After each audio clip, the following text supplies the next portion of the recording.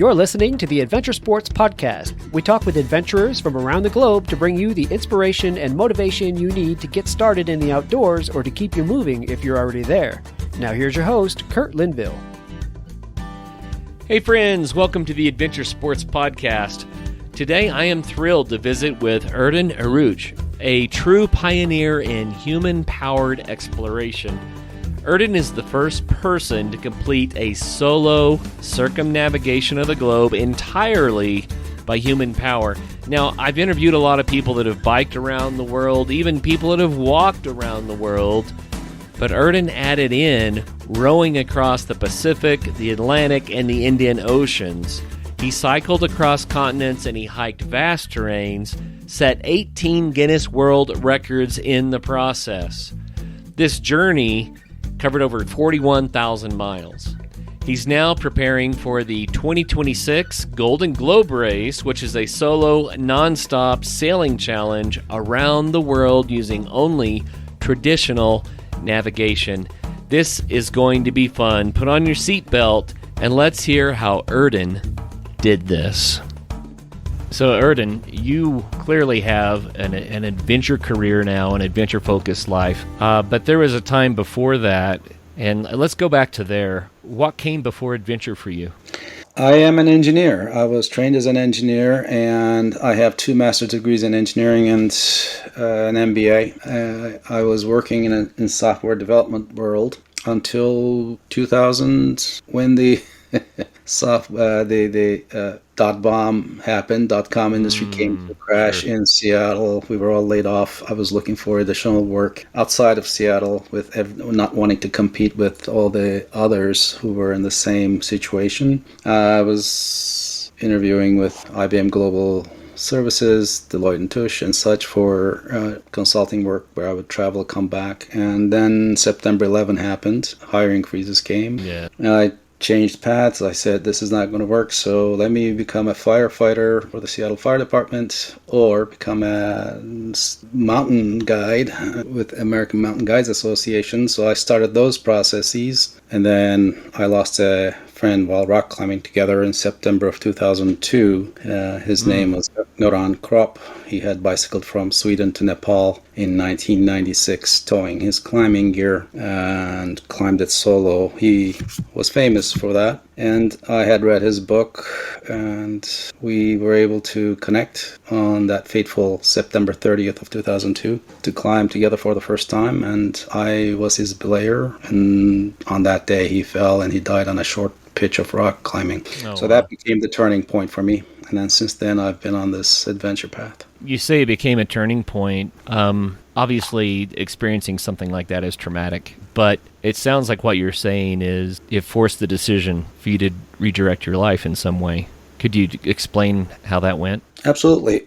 When I was in Silver Spring, Maryland, working in an IT software development lab, there was this map on the wall with Americas on the right, Pacific in the middle, Old World on the left, and I would stand in front of this thing between coding sessions, and I would trace my finger from DC across the Bering Straits to Turkey. I was born in Cyprus, raised in Turkey, been in the US forever, it seems.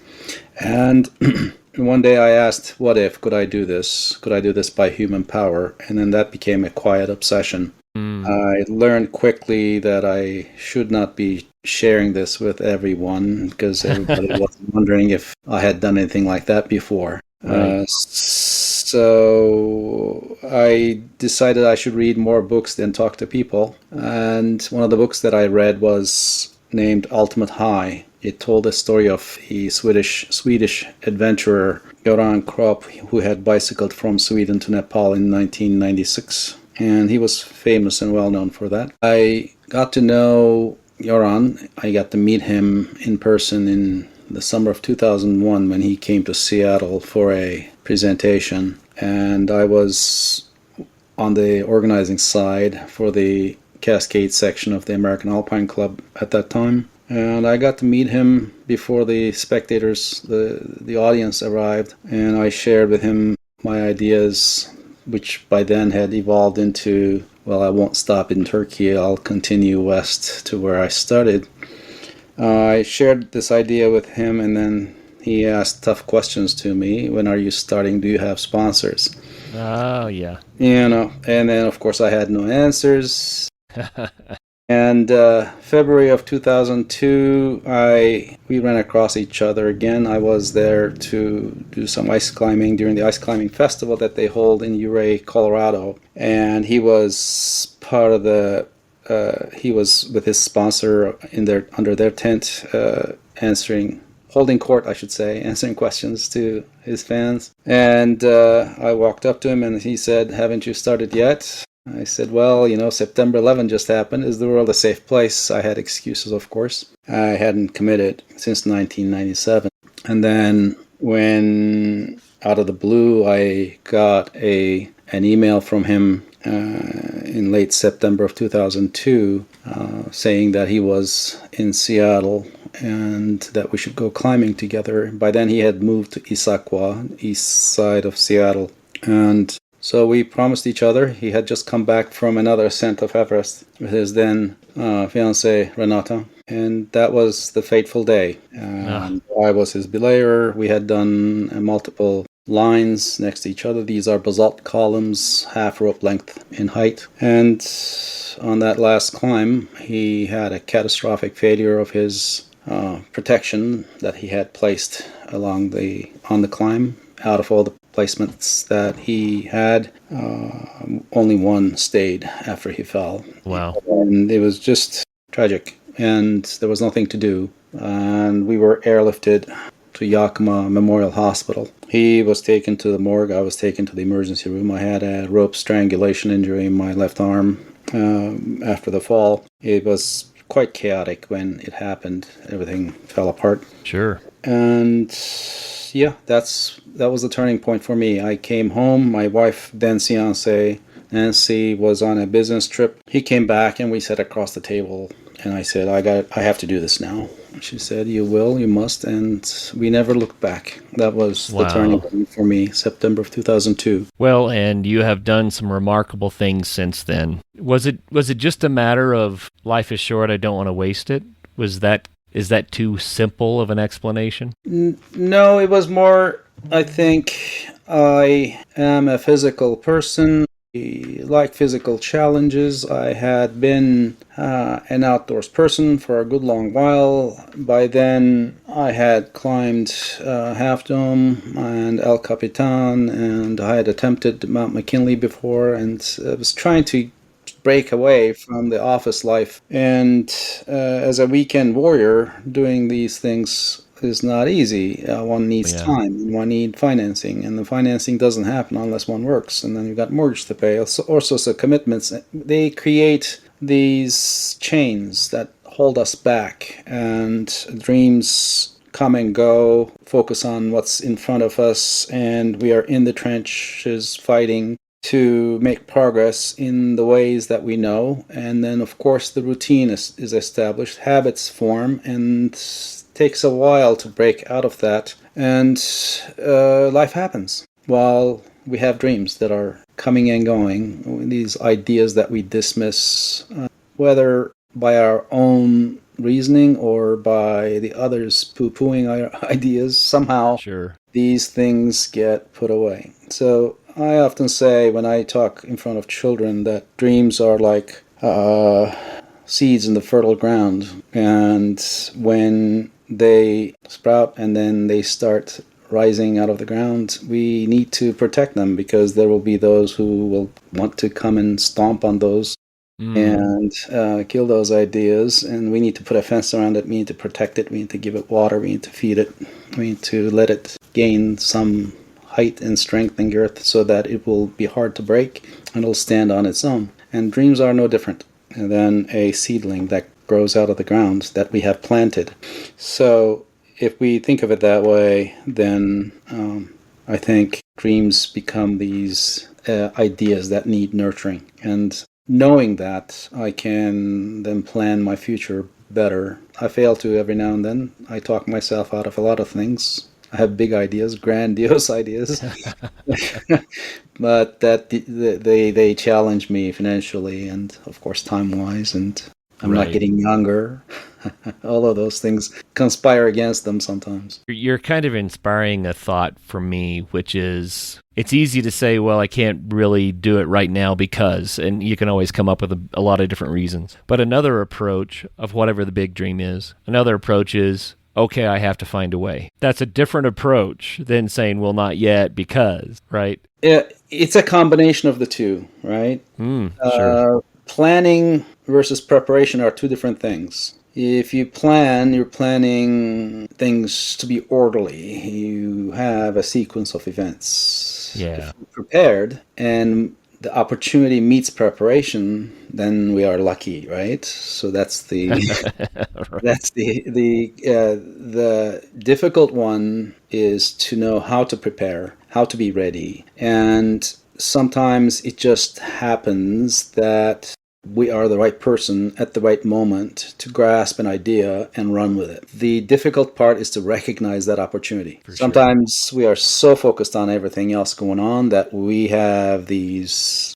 blinders on, and opportunities come and pass. They walk right past us and we don't notice and we don't take action, and then we move on and we look back. Hindsight is 2020. Could have, should have, would have are common in our ways of explaining life as time just keeps running. Right. Well, I think part of the challenge, I always have that regret sometimes that I didn't start earlier. And it took a tragedy for me to take action. Right. And when I took action, I made choices. As I made choices, the path appeared ahead of me because I had this overarching goal. How I was going to get there had a lot to do with improvisation. It had a lot to do with resources being reassigned. It had to do with reordering our lives with my now wife Nancy. And, we had just as an example, we had to find the funds. And when I contacted Yoran's former sponsors, I didn't get a response back. And but I was not going to stop. That would have been enough to stop me back then. So we rearranged our lives.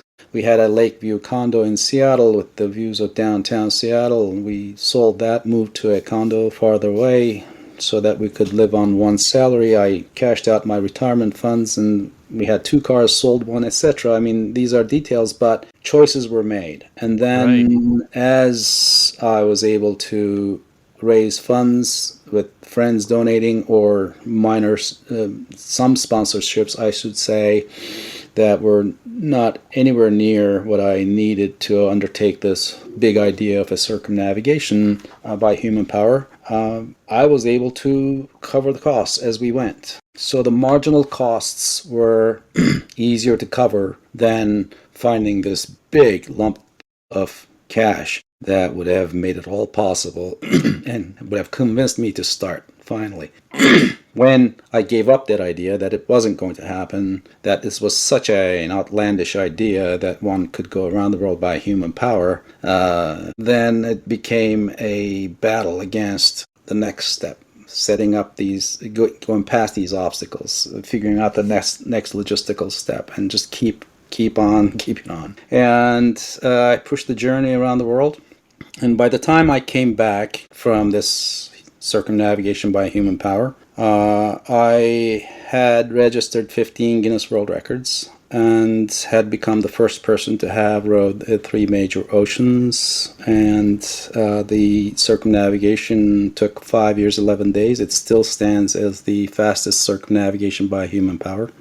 Wow. First person to have achieved a human-powered circumnavigation is the British adventurer Jason Lewis, and he took 13 years to accomplish it. He had to come back, work, save money, go back to it, continue where he left off. Yeah, I had to come back due to seasons and such, but I was a bit more fortunate that I could keep going. So I had to become the person who could set 15 Guinness World Records. I had to become the person who could row the 3 major oceans. And it wasn't easy. I didn't know whether I could finish this journey when I started, but I had to establish these historic firsts to be able to become the first person, again, another historic first. Right. Solo circumnavigation by human power. So It is hard to justify this and explain this and convince potential sponsors to be part of this because they see it as a risky endeavor. Hasn't been done, and then they look at themselves and say, well, I couldn't do this, so it can't be done. I don't know what they're thinking, really. I have never figured out my shortcomings in sponsorship search, why it's not happening. But in the end, I've basically decided, hey, maybe I need to stop explaining and just do it. Right. And by now, my last ocean crossing was during the pandemic. And let's rewind. After Göran's accident, I flew to his funeral in Stockholm, Sweden, in November of 2002. So the accident happened 30th of September, November 8th, I think it was. His funeral was held in Stockholm. And on the way back from his funeral on the plane, I drew the world map on a piece of paper, proverbial back of the envelope. Right. I marked the highest summits on each continent, except Antarctica, which I deemed, well, I can't go to that by human power. It's just, it's too silly. And I said, I'm going to go around the world and I'm going to climb the highest summit on each continent as I do it. So that was the original idea, the 6 Summits project. So accident happened September. I decided in November I was riding my bicycle out of Seattle from the doorsteps of our home on the 1st of February of 2003. I was asked, have you bicycled that far before, when I shared this ideas? And people were doing their own cynicism, imposing their cynicism on me, seeing what I do through their own mind's eye. And of course, I knew what had to be done. If I bicycled 50 miles a day, I would reach Anchorage by April 15. So I kept the pace, even when I had to wait for storms, so that the snow could get packed by the 18-wheelers that then I could ride on those icy roads with studded tires on my bicycle. I got to Anchorage April 11th, and then I connected with 2 friends so that we could start walking the length of the Kahiltna Glacier starting on May 1st. 2 other friends flew in to Kahiltna Base Camp, and 15th of May we started walking toward the summit. We reached the summit 29th of May. And so I had to hurry off the mountain, flew out of the Kahiltna Base Camp to meet my then fiancée Nancy, and we got married across Hydro, Alaska, You're squeezing a lot in here. Well, we got married with a native ceremony. Had to make 500 prayer ties ahead of the ceremony with individual prayers in each one. We ran out of prayers at about 350. And then we were cheating. Next 10 is for world peace and such. We were tying these little prayer ties, which formed the small area in which we held the ceremony. We were smudged going in and out. It was a very memorable day. An Inupiat man and a Haida Tsimshian lady were the pipe carriers for their people, and they held the ceremony for us. We will cherish that day forever with Nancy. And then she flew home, I bicycled back to Seattle. That was summit number 1. And then when I reached Australia in, I think, what was it? I'm trying to remember the date. 2010, climbed Kosciuszko, early 2010, in Australia, and then rode across the Africa and climbed Kilimanjaro. It was June of 2011, I believe. And then I hurried across to finish the circumnavigation. I bypassed Everest, Elbrus, and Aconcagua because we were basically running out of funds, and the world economic crisis, financial crisis happened 2008, 2010. Everything was tight, and there was no time to stop and negotiate these things, so I kept going. Nancy and I, we ended up holding the bag at the end. The whole endeavor turned into a $500,000 undertaking, and half of that came out of our own funds. And despite that, we raised about $110,000 for educational projects through our nonprofit Around and Over. I established Around and Over before I bicycled up to Alaska in early 2000, effective January 1st of 2003. We have this nonprofit. And Yeah, we did educational projects, sent funds to boarding school students in rural Turkey, for example. I used to be a boarding school student myself in middle school, so I understand their challenges. And Right. we partnered with a nonprofit there to deliver those services. And I connected with them using a satellite phone from around the world during their evening sessions when this nonprofit went to their schools to visit them.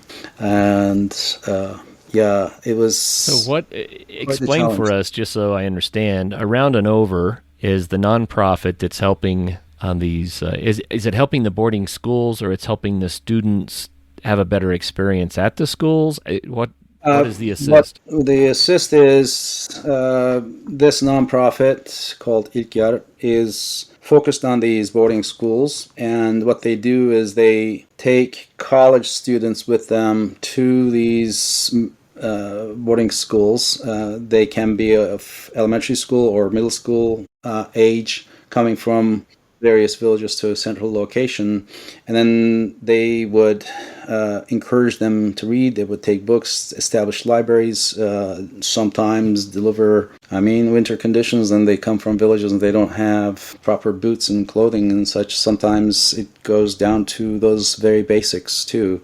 With just meeting the immediate needs. Yep, it is. Wow. And I don't necessarily question who gets what. I trust their work, and therefore I am willing to be their spokesperson and fundraiser for them. And they basically became a partner in my desire to help. Oh, that's cool. Let's go back to this circumnavigation. I mean, you rode bikes, you hiked, you climbed peaks, but you also rode ocean. Hey friends, here at the Adventure Sports Podcast, health is really a priority. That's part of the reason why for over 10 years we've been encouraging people to get out there and have some fun, because when we become more active, it makes us healthier. Our focus on health is one of the reasons that I'm excited about today's sponsor, True Diagnostic.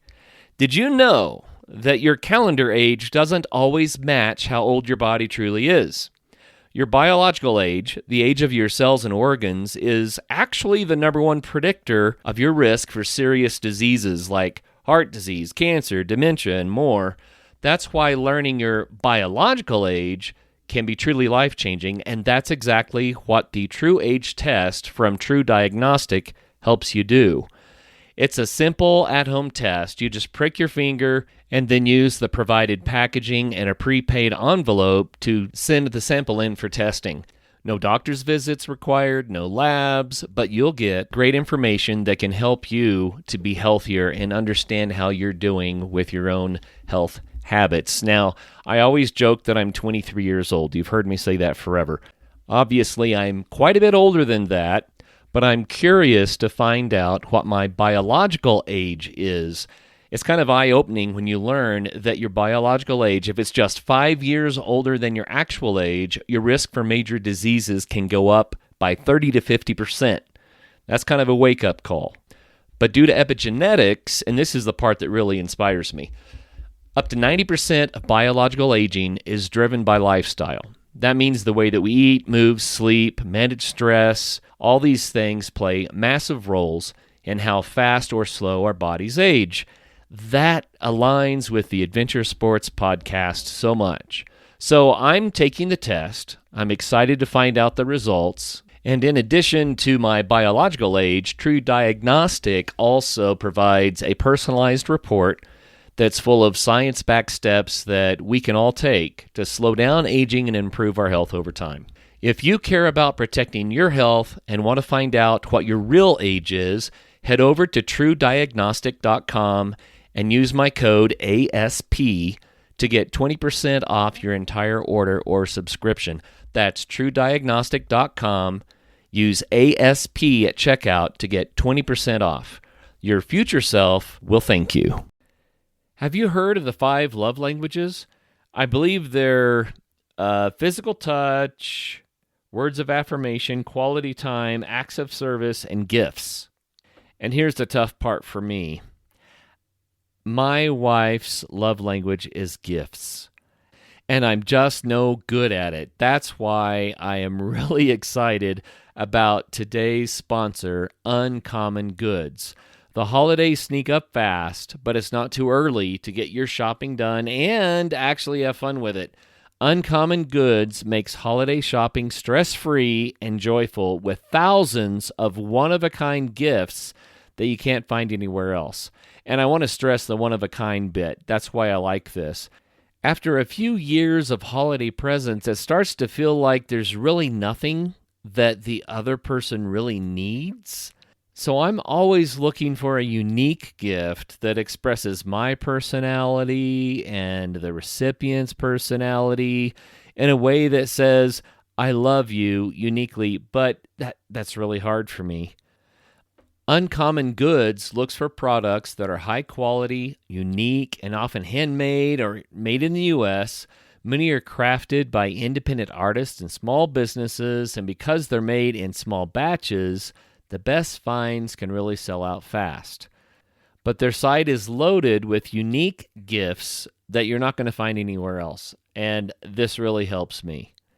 Uncommon Goods has something for everyone, from moms and dads to kids and teens, from book lovers, history buffs, and die-hard football fans to foodies, mixologists, and avid gardeners.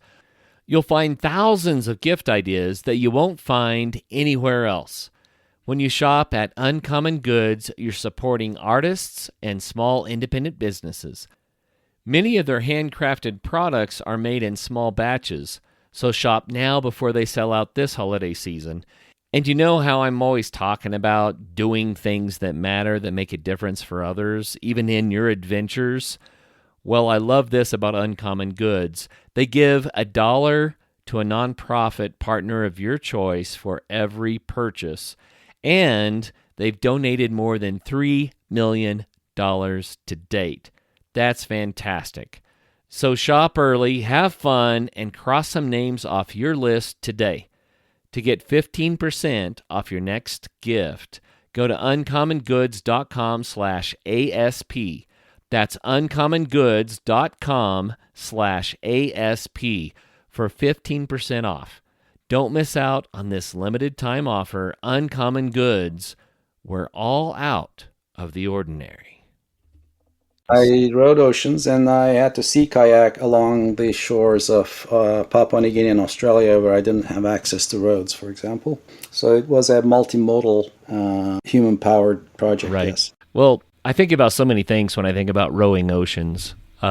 We've interviewed several people who have rowed an ocean here or there, right? But you've done 3 big oceans, Yeah. and I just think, how long does it take? And I think about the solitude of it and how that could impact a person. And I think about the physical exertion, and I think about storms, and I think about navigation. I mean, it just goes on and on and on. So what was it like to row across an ocean? My last ocean crossing by rowboat was during the pandemic, when I decided, okay, I got 6 summits to go climb, and I've bypassed Everest and Elbrus, and I'm not going to sit around and wait in curfew while the world finds its way past the pandemic. Yeah. I said, I have a boat.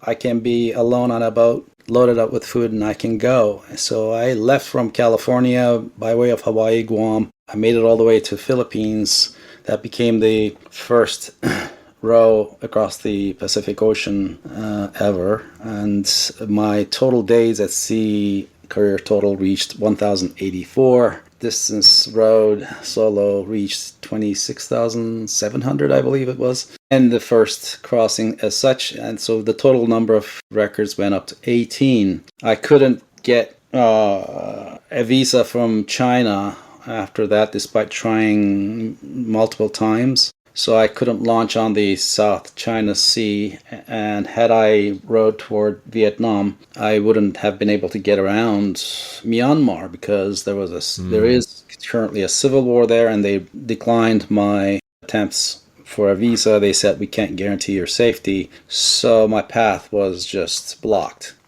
And I had to give up on my rowboat and find a different path, and now I'm pursuing Golden Globe Race. We can talk about that separately.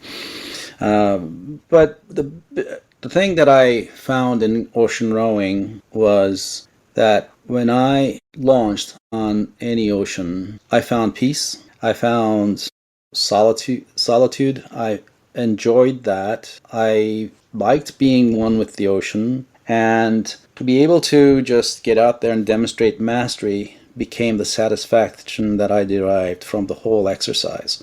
It was physical, it was Yes. demanding, and with proper preparation and well-designed route, and with lately in the last crossing, for example, I had regular updates from a friend of mine who's a weather guru that we could actually find our way across these big oceans.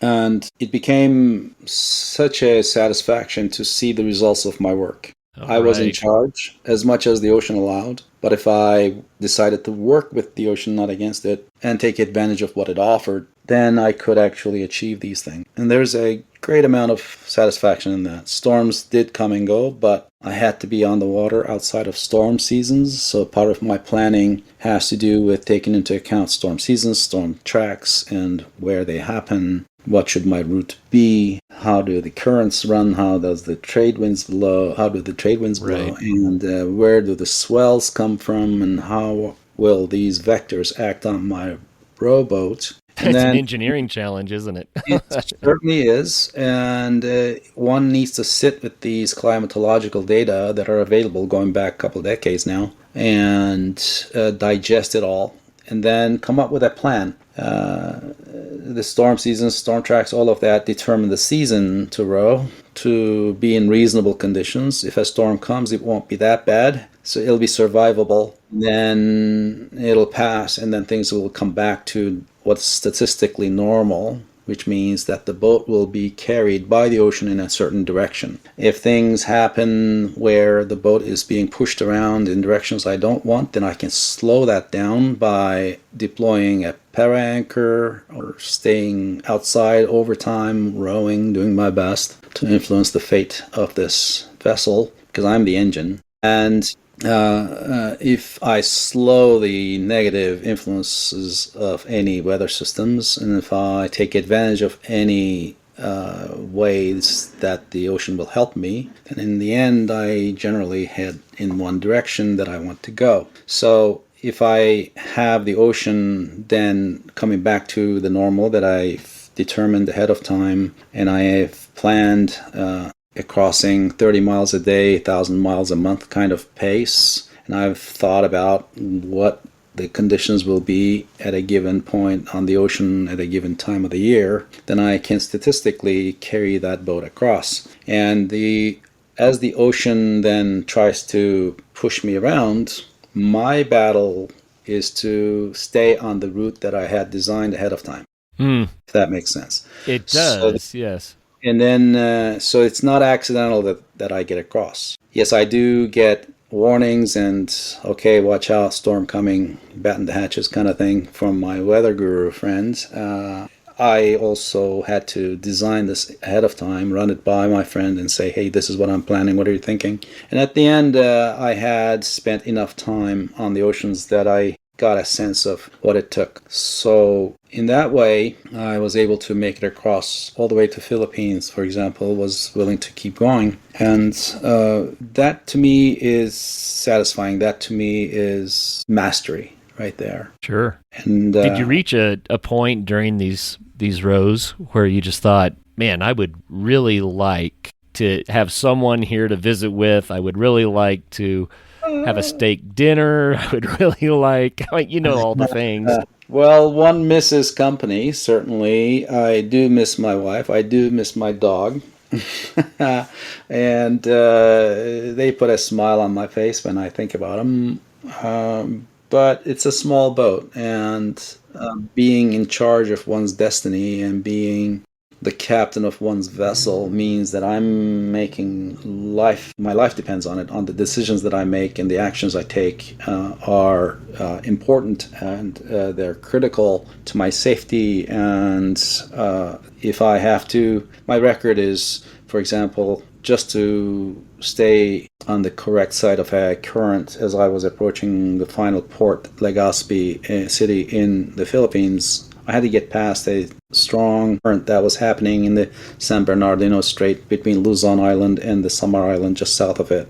And the North Equatorial Current comes from east to west and runs into this set of islands, the archipelago of the Philippines, and then it turns northwest and runs toward Taiwan, passes east of Taiwan, becoming the strong Kuroshio Current all the way to Japan and so forth. So getting sucked into these big, strong currents running like a river between these islands was a real threat. Right. So I had to stay awake and row, and my record is 42 hours. Goodness. At this point, I was awake for 42 hours, trying to stay out of that current or stay on the outside margin of this thing so I could peel away and get into what was Albay Gulf, at the west end of which is Legazpi. So once in the Gulf, then I was able to rest. So wow. I took an hour off, depending on watching what the boat was doing. So I was able to sleep an hour, set 2 alarms, wake myself up after all that effort, and then look at what the boat was doing, sleep another hour, and then I rowed another 11 hours until I could drop anchor. I found the bottom at just about 50 meters, and before I pulled into Legazpi. So I slept 6 hours there, and then went to finish.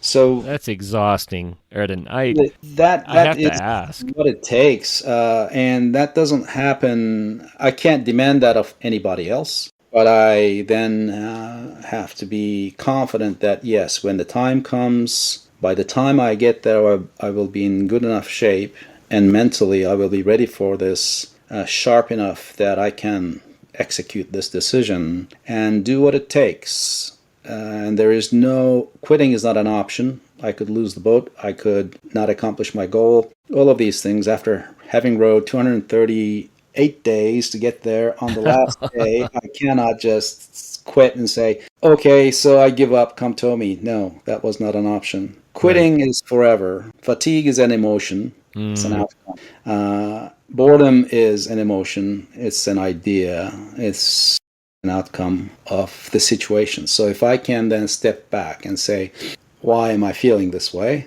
I can start finding solutions, and I can say, you're tired, you're going to get more tired. Keep going. Wow. Or, yeah, you're tired, you need to sleep. Here's your break. The ocean is doing what you want, therefore you can take a day off. And then, of course, if I took a day off, I'd get bored by noon, and I'd get out and start rowing again, because it's typically hot in the cabin if I am near the tropics. So it's a different existence. And they say it takes 21 days to establish new habits. That is true on the ocean. So once I launch, for 2 weeks or so, I'm still attached to what's going on shore. And then after 3 weeks, I am one with the sea. I enjoy the company of birds and fish and observe wildlife as they do their thing. And I become one with the setting. And of course, I need to deal with boredom, fatigue. Boredom is the biggest thing. The desire to let go, desire to just quit. And if negative thoughts crop up, I can control that. I can suppress that. I can redirect that thought. I can find other things to think about. I can. So when we have that monkey brain, right? If you're trying to meditate, the mind will start doing its thing, and one needs to reel it back in and focus on the breathing, right? Well, I am working hard, and I'm doing a physical thing. Focusing on my breathing is, yeah, you can do that, but then it gets old. But I have other things I can focus on. I can basically, what you're doing by centering yourself and focusing on the breathing is to give the mind a task that it is so basic that everything else falls away, peels away from that moment. So I can pick a bird in the crowd of birds out there and say, I'm trying to listen to that one bird. What is it saying? Oh, that's a juvenile asking for food from mama bird just above it. Oh, how far apart are they? Look at them go. Or this one fish that is tucking under the boat and then coming out again and say, is that the same fish that I saw 2 days ago? Well, let me pay attention to that one. The wind, sound of the wind, that wave that's 6 waves away. That's coming in my direction. Where is it going? Is it coming anytime soon? When is it going to arrive? How many seconds will it take? I mean, you can come up with all sorts of challenges. You can start doing the multiplication table. 1 times 1 equals 1. See if it sounds like the amount of mental self-discipline was extraordinary, actually. And also, discipline is a big part of this. The child in me wanted everything right then and there. I wanted that chocolate. I wanted that dinner right then. I wanted that iPod, the music right then and there. On my last crossing, I didn't take an iPod. I just said, that's it. I'm not listening to anything of this stuff. But what I had to do was to tie it to the result of an effort. I use those as a reward. So you want that can of sliced pineapples? Well, you need to go another 1,000 miles before you do that, because I had a number of these things. So if I could then tame that child within, the adult in me disciplining that child, I could then complete these miles. And it was just one day after another, stroke after stroke, that one weaves a path across an ocean. Well, I would like to visit about your next goal, the Golden Globe race, but before we do, how do you think you grew? How did the circumnavigation change you? Well, the circumnavigation, I think the end result was, if I prepare well, and if I surround myself with the right people to make it possible, then I can be the person in the arena battling for the mission to make it possible. So I think setting myself up for success was important here. The lesson I learned is nothing happens for free. One has to pay a price. One has to be ready to pay a price. I dedicated years of my life to this. I let go of a career in engineering. I had to stay away from home. I had to dedicate our funds to this. The routine that I had, relationships that I had, things that were evolving while I was at home, close to home, were no longer there when I came back. They changed. They evolved in their own way. I changed in my own way. And then I had to meet new people, new faces, create new relationships, and forge a new path. And that's a price paid. It's not a comment against those relationships or those commitments or that path that I had. It is just a fact of life that if we choose a new path, there will be new faces appearing around us. As Joseph Campbell said in the Hero's Journey, once we commit to our dream, there will be those ahead of us opening doors that we didn't know existed. As the path is laid in front of us, we come at obstacles, and sometimes we just breeze through them. We are in the zone. We happen to have all the right skills to get past that obstacle, and then you look back and say, how did I succeed? I should have failed. And one surprises oneself in these moments, and you're looking back, you say, wow. It's not a testament to how great I was or anything. It's just a matter of how things came together to conspire toward my success. Here's a question. That brings gratitude. And I think that's part of the experience too. I was trying to come up with a thought about what you're describing is you had to begin the process of doing it, and you had lots of obstacles, and at some point you said, I just have to start doing it. And then as you did, the path became more clear. And I was thinking about coming off of Notch Mountain many years ago in the dark. Clouds moved in and we didn't have any lights. And we had a long hike from above tree line back to where we were going. And we couldn't see anything. It was one of the darkest nights I've ever experienced. But as we would take a step, we could feel if we were stepping on the trail or off the trail with our feet. The only way to get to where we had to go was to take one step at a time and make sure it was a good step and not a bad step. And we couldn't see where we were going. We didn't know what the future held. All we knew is that if we kept on feeling our way, we eventually should arrive. And it's a strange story, but somehow what I'm gathering from you is that that's kind of how taking on these big adventures sometimes might feel. It's like, okay, I started, I have to figure out the next step, and I may not see where I'm going until I take that step, and then maybe the door will open and I'll understand the next step. Am I off in left field there, or is that somewhat Right. No, that there's truth to that, and in the other lesson was for me personally that I had to wait until I faced tragedy to get going on this circumnavigation, and part of me had regret. I said I should have started earlier. Why wait for a Right. tragedy? And that was one of the reasons why I launched on the Pacific during the pandemic. I said, what am I waiting for? Am I waiting for another tragedy so I could carry on toward Everest? In the end, China didn't give me visa. All sorts of other things happened, and I said, Right. "That's it. I've done enough. 3 summits out of 6 is good enough. Let me focus on something else here where I don't rely on visas and politics and logistics as much." So that's why I turned all the way in a different direction toward Golden Globe race. So I think one step in front of the other takes us down an alley. Sometimes it's a dead end, and we have to have the wisdom to say enough. Right. One needs to be able to know, how far do I push this? Because that also has to do with one's risk tolerance. So what would be absolutely dangerous, unsurvivable, impossible for others will look totally possible and doable to me, because I had a different set of skills, different understanding, and different level of preparation. So when I was on the ocean, I could get things done. I could navigate these routes that I had planned. And that's part of it. It's the risk tolerance and saying, yes, I can do this.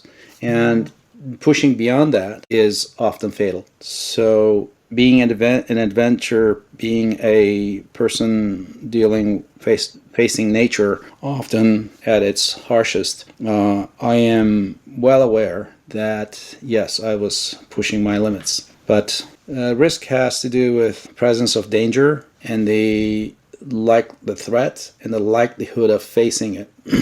So when you take those two factors together, that defines risk. So how likely was I to face a hurricane? And, is the hurricane risk there? Well, if I am on the ocean outside of the hurricane season, then that factor diminishes. And how likely am I to face it? And that likelihood goes down as well. And then, of course, what do I do when I do face such conditions? And that's a whole separate series of actions one needs to take to prepare. So putting it all together, I think, gives us a sense of possibilities. How far can I push the limits of human achievement, if you want to put it? And I was able to push it myself. There's a lesson in there for us. I would like to kind of just encapsulate this whole conversation. I mean, there was the idea of a dream, and that it was like a seedling that had to be protected, nurtured, watered.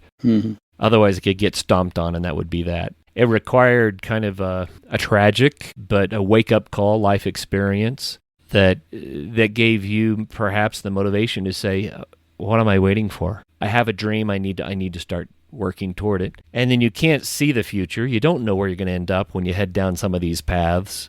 But as you head down the path, the way becomes more clear, and sometimes you have to turn around and try something else, right? We talked about that. We talked about knowing human limits and your own limits, evaluating the risk, and being able to say, if I exceed this point, I'm likely to really get hurt. I may not survive it. But if I can stay within these limits, I can accomplish this thing. And that's a Tomat Noche sort of a know thyself approach, right? And so we shouldn't try things that are impossible, but understanding what impossible is a whole other dynamic you talked about.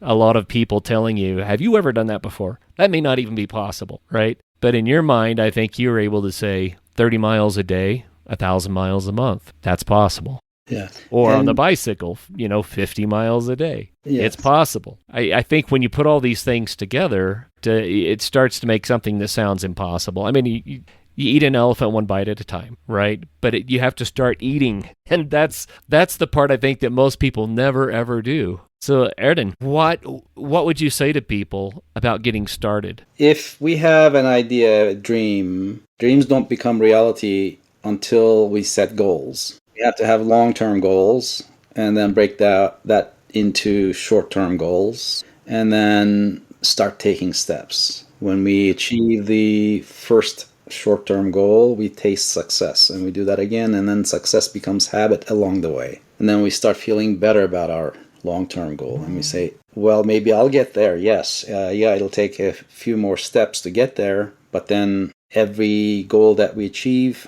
sets us up for success in the next stage, in the next short-term goal that we set in that direction. We have to also remember that we have the right to change our minds as circumstances change, as finances, family commitments, and our health, our age, everything changes. We need to be able to adapt, and we need to be able to keep the scope of the project within our means. And for example, I had made a promise to my wife before I started. I said, I'm not going to die, we're not going to go bankrupt, and I'm not going to lose you. Those were my promises. Important. And then during the journey on ocean crossings, I had to save my boat, number one. I had to bring my boat, keep myself healthy, and then I had to bring my boat to a point on the ocean where I had the ability to continue the journey. So it didn't matter that I wanted to go in a certain direction to a certain destination, but if things changed, then those were my priorities. I had to stay alive, save my boat, and get to a point where I could continue the journey. And executing these priorities kept me alive, kept the journey on the move, kept me married. So we're all human. We have commitments. I have to remember that I'm not just an adventurer. I am a husband. I am a son. I am a brother. I have commitments. And things, it's complicated. Right. Well, hey, before we run out of time, let's shift gears for next year's adventure, the Golden Globe Race. Now, I already mentioned that it was a race around the globe in a sailboat, doing things the old way without modern technology, but explain that to us in a way, because that's really all I know. There's a lot more to it than that. Yeah, the first person to sail around the world was Joshua Slocum, 1896, started from Boston, Gibraltar. He went westbound. He did it in stages. And then Francis Chichester attempted to go nonstop, started from England, following the Clipper route around to Australia. He had to stop at Sydney to fix his wind vane, restocked his supplies, kept going, became the first person to finish with one stop in 1967. So then the race was on to answer the question, who's going to do this non-stop solo? So 9 skippers were preparing, holding it, their cards close to their chests. Hush, hush. They're going to be the first. We don't need to alert anyone else, kind of thing. And so 9 skippers were going to start this. Sunday Times, newspaper out of England, decided we're going to turn this into a race. They got the word, and they said, the first person to return, you can start any time, between such and such months in 1968. You can start any time, but you need to start from England. And the first person to return is going to get a cup, and the fastest person to return is going to get 5,000 British pounds worth of cash reward. And at the time, that would have bought a new yacht. So it was significant. Nice. And out of the 9, only Robin Knox Johnston finished. And Moitessier, the Frenchman, he said, I don't want the crowds. He kept sailing. He turned east after turning Cape Horn and carried on until Tahiti. He went another 2/3 of the way around and crashed his boat over there. Donald Crowhurst famously was reporting he had problems with his boat. The deck was splitting from the hull, and he hadn't yet finished his preparations. And he was reporting over radio, HF radio, fake positions. And while he was lingering in the South Atlantic by the Brazilian shores, his fake positions had reached New Zealand. He was leading the pack. Oh, no. And he wasn't even there. Yeah, and so eventually they found his boat. He wasn't in it. It was a mess inside. His journals and such suggested that he committed suicide. Oh, no. So it was an interesting race, this original Golden Globe race in 1968. And that's the same year that astronauts landed on the moon. And when this was accomplished, Robin Knox Johnston, who was later honored, so was Chichester, by the Queen, they were benighted. They became Sir Chichester, and now we call Sir Robin Knox Johnston. And they were honored by their accomplishments, and that accomplishment was mentioned in the same breath as the landing on the moon. Wow. So it was significant. Those were the golden years of sailing. And in 2018, Don McIntyre, he's an Australian sailor, adventurer himself, accomplished in his own right, decided we're going to run this again on the 50th anniversary of the race. And Sir Robin Knox Johnston became the patron of the race, and the starting point was selected as Les Sables d'Olonne on the west coast of France. That's the same port that hosts Vendée Globe, Vendée Arctique, Mini Transat. All these important offshore races start from there. It's an interesting town. You walk the streets and you got the murals of skippers painted on the walls of these buildings. They honor that offshore legacy. And so, yeah, that's where we are. Les Sables d'Olonne is the hub of this race. And they repeated that, just like other significant races, every 4 years. 2022 was the second race. And of the 3 races that were held until today, 1968, 2018,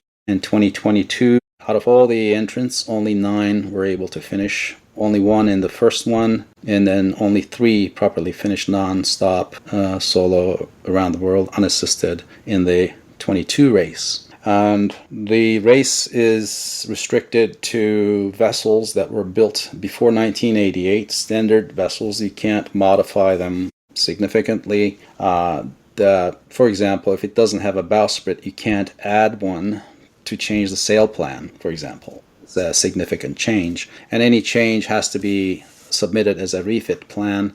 What they're trying to do is keep the design restrictions such that the boats are of that era. These need to be full keel boats with the rudder attached at the end of the keel.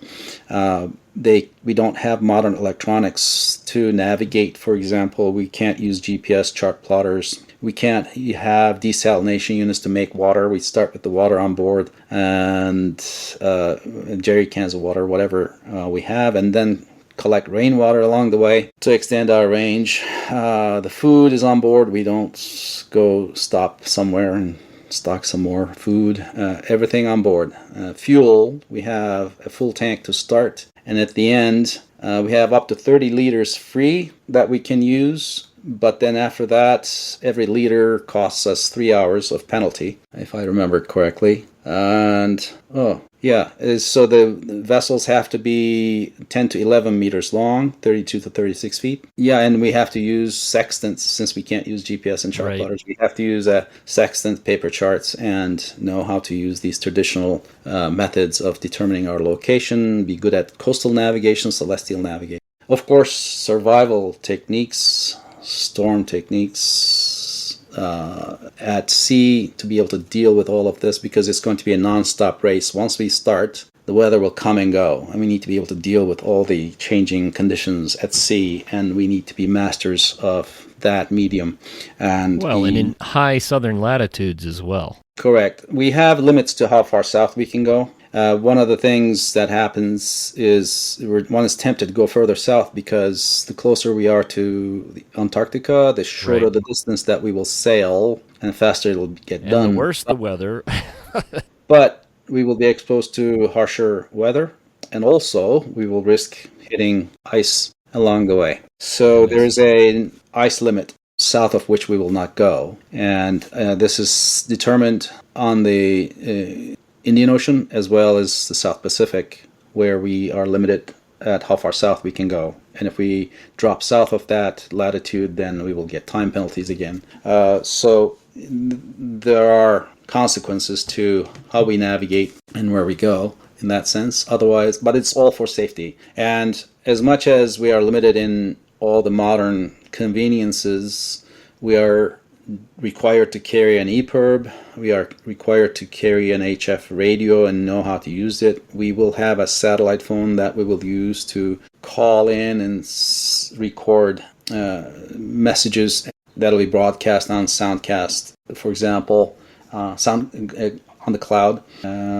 We will have messaging abilities with our trackers, yellow brick trackers, and that'll allow us to the audience to follow the race, to know where we are and how far we are, how fast we've gone. And So what is the start date for the race? the start date is 6th of September, and with all these electronic help, we are able to make sure that we communicate, tell the story, but all the GPS information on these devices have been restricted, new firmware installed, so forth. So you have safety devices, the EPIRB and what have you, And the life radio. raft, the rest, yeah, they're all But you're not allowed to use devices to assist in the journey itself. It's more like I can report back where I am, I can leave messages, and if something goes really, really awry, I can call for help. correct. Yeah, I mean, we are using a log that we pull behind the boat. That's a spinner. That analog dial tells us how far we have traveled, and knowing the time difference, we can calculate average speed. So we don't even have a paddle wheel underneath to tell us digitally, electronically, what the speed is. So I mean, these things, it's interesting. Very restricted in certain ways, but then for safety reasons and communication, we are able to communicate with the race committee, and we are restricted on who gives us information, what information is given. That's why it's restricted to talks with the race committee. HF radio calls and such are monitored as best they can, and we are supposed to report any encounters with vessels. If we are able to ask any vessel we encounter, a cargo vessel, whatever, to verify location and get weather report, for example, and time. But then we have shortwave radio. We can listen to certain broadcasts, Denver, Right. other places, that'll give us time signals, and we have to take into account how far we are from them to calculate the delay, correct our clocks, and keep going. So That'll be fun. It Sounds amazing to me. It really does sound amazing to me. So, Erden, we don't have a lot of time left, but you've written some books. We should mention your books. I have a writer of books. table book. Yeah, I have a coffee table book. That's a simple book that is available on our website, on my website, erden.com. That is to give an idea, especially I wanted to make it readable by young students as well. Then there's a book that was written in Turkish that's available in Turkish in Turkey. So it's been tough for me to sit down and write a comprehensive story of what I have achieved so far. Many reasons for that. A lot of it has to do with my internal struggle after returning, Right. and some of which I don't want to share. It hasn't been pretty after I returned home. The adjustment after the circumnavigation was difficult, and so much had happened, and I didn't feel like I succeeded, if you know what I mean. I call it post-expedition blues. Right. A form of Well, and PTSD. I've experienced that on some longer trips. It's the return back that sometimes is harder. Yeah. People And talk about culture shock or that sort of thing. It's the return home sometimes that is the biggest shock. everyone had moved on, and I wasn't able to adjust well. And when I tried to get speaking engagements, people wanted videos of me doing presentations prior. It's like, I have a new story I want.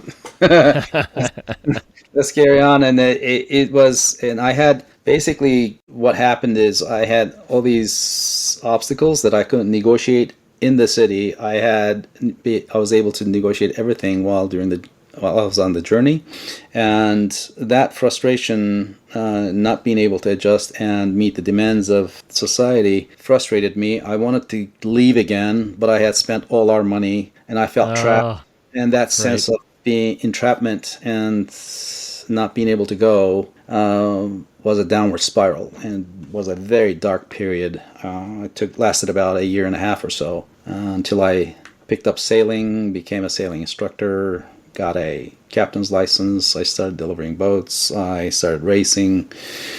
And so I found a new medium where I could be and enjoy the ocean. Well, thank you for sharing that. I really appreciate your candor there, because so many people, they think of the big adventure, but maybe not what lies beyond. And your willingness to share that is meaningful, in that I think it helps us to realize it's not just about the one thing. It's all the things. Absolutely. Right? It's a package deal. All the things. Price we pay. It is, for sure. And so next year, you're going to be doing this amazing adventure, the Golden Globe Race, and people can track with the race. Yes. Via what? The goldenglobe.race.com has a live link at the very right of the top menu options, and there will be YouTube videos generated by the race committee. There will be SoundCloud recordings. There will be Twitter feeds.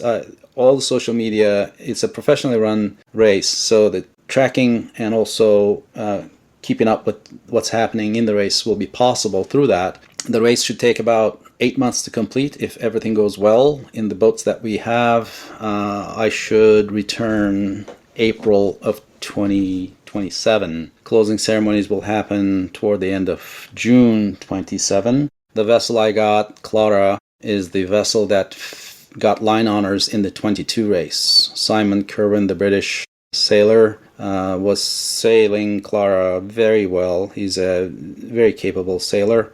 He was leading the pack for about 150 days, and on the approach to Cape Horn, he was knocked down. A big rogue wave took out his wind vane, so he had to divert to Chile, Puerto Montt, and his wife Claire flew in with the replacement part. He did the repairs and then rejoined the race. He lost 10 days in the process. He turned Cape Horn in 4th place, and despite that, caught everybody and arrived first, 1 day ahead of Kirsten Neuschafer, the South African woman skipper, who became first in her own right to win any such race in history. So she was a very capable sailor prior to that, having spent time on the Southern Oceans chartering and cruising.